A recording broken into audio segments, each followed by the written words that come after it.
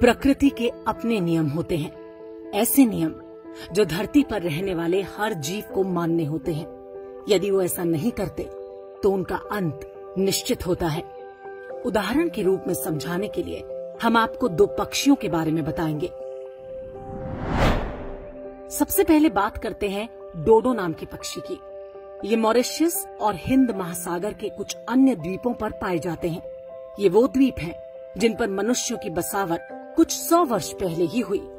डोडो पक्षी हजारों वर्ष से इन द्वीपों पर बड़े आराम के साथ रहते थे। वहाँ इनका शिकार करने वाला कोई अन्य जीव जंतु नहीं था, इसीलिए ये पीढ़ी दर पीढ़ी रक्षात्मकता और आक्रामकता को भूलते गए। द्वीपों पर ही उन्हें भरपूर खाना मिलता था, इसलिए चिंता की कोई बात नहीं थी। प्रकृति ने मूल रूप से उन्हें तीव्र गति से भागने और उड़ने के गुण दिए थे, लेकिन इसकी कोई आवश्यकता ही नहीं पड़ती थी। धीरे धीरे इनके पैरों की हड्डियां नर्म होती चली गईं। 16वीं शताब्दी के शुरू में जब डच लोग मॉरिशस पहुंचे तो वह हैरान रह गए कि इस पक्षी को बहुत आराम से पकड़ा जा सकता है। खतरा सामने देखकर भी वो स्वयं को बचाने की कोशिश नहीं करते। डच लोग अपने साथ कुत्ते और चूहे इत्यादि भी लेकर गए थे। कुत्तों ने भी इनका शिकार करना शुरू कर दिया, चूहों ने इनके अंडे खाने शुरू कर दिए। डोडो पक्षी के अंदर खतरे को समझने और आत्मरक्षा का मूलभूत गुण भी समाप्त हो चुका था। परिणाम ये हुआ कि कुछ ही वर्षों में डोडो पक्षी धरती से पूरी तरह से विलुप्त हो गया। आज इस पक्षी के सिर्फ 2 ममी बनाकर रखे गए हैं। एक ब्रिटेन के रॉयल म्यूजियम में है तो दूसरा मॉरिशस यूनिवर्सिटी में।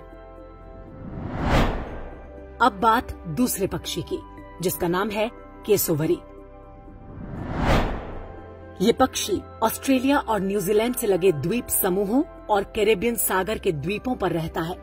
ये भी डोडो, शुतुरमुर्ग और एमू के परिवार का ही पक्षी है। जिन जगहों पर ये रहते हैं वहाँ पर इनका शिकार करने वाले कई दूसरे जानवर रहते थे। समय के साथ मनुष्य ने भी इनका शिकार शुरू कर दिया। परिणाम ये हुआ केसोवरी पक्षी ने पीढ़ी दर पीढ़ी अपने अंदर आक्रामकता और आत्मरक्षा के गुण विकसित कर लिए। मनुष्य को देखते ही ये उन्हें दौड़ा लेते हैं और पंजों से वार करते हैं। इनके नाखून 8 इंच लंबे किसी तेज चाकू की तरह पैने होते हैं। ये पक्षी 50 किलोमीटर प्रति घंटे की रफ्तार से दौड़ सकता है। इस पक्षी ने समय के साथ झुंड यानी समूह में रहना भी सीख लिया।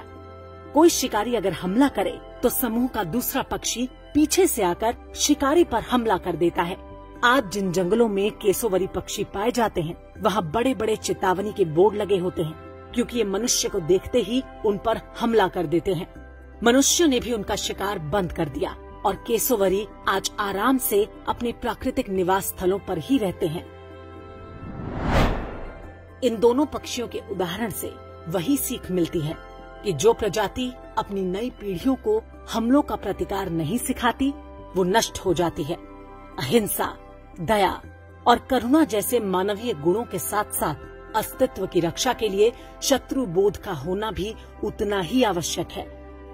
शत्रु बोध के अभाव के लक्षण आज हम अपने समाज में स्पष्ट देख सकते हैं। हम उनको भी अपने जैसा समझने लगते हैं जिन्हें बचपन से ही बता दिया गया है कि काफिर को मारना या उसका धर्मांतरण करना ही उनके जीवन का एकमात्र लक्ष्य है। जिसे देखो वो यही सर्टिफिकेट लेकर घूम रहा है कि सारे मुसलमान एक जैसे नहीं होते, सारे मजहब अच्छा इंसान बनाना सिखाते हैं, इत्यादि इत्यादि।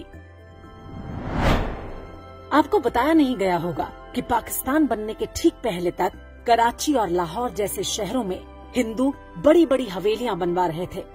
आज उन हवेलियों में शांति दूत रहते हैं।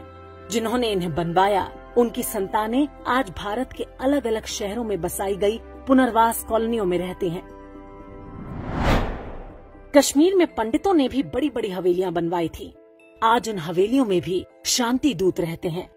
केरल के कासरगोड सहित कुछ जिलों में हिंदुओं की हवेलियां अब मजहब विशेष के काम आ रही हैं। लगभग यही स्थिति बंगाल की है। हिंदुओं की बड़ी जनसंख्या आज डोडो पक्षी बनी हुई है। उन्हें लगता है कि वो निरीह, डरपोक और सेक्युलर बने रहेंगे तो आक्रमणकारी उन पर दया कर देगा। वो अपने बच्चों को आत्मरक्षा के मूल प्राकृतिक गुणों से भी वंचित कर रहे हैं। लेकिन ये भूल जाते हैं कि जो प्रजाति अपनी रक्षा स्वयं नहीं कर सकती, प्रकृति कभी उनका शोक भी नहीं मनाती।